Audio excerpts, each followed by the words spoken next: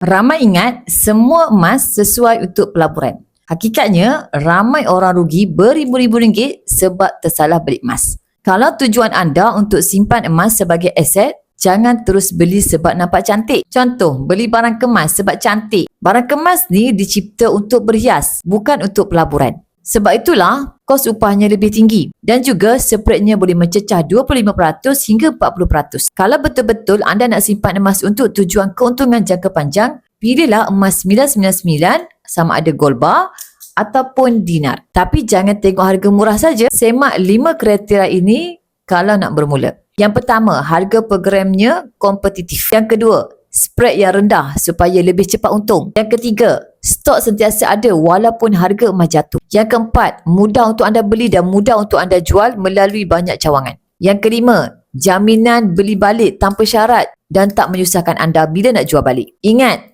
emas yang baik bukan sekadar murah ketika beli, tetapi mudah untuk dijual semula dengan harga yang lebih tinggi. Sebelum beli emas, pastikan tengok 5 kriteria tadi. Jangan sampai simpan emas bertahun-tahun, tapi bila nak jual balik, banyak kerugian berlaku. Jangan sampai simpan emas bertahun-tahun, tapi rugi apabila tiba masa nak jual. Jadi, 5 kriteria tu ada di Public Gold.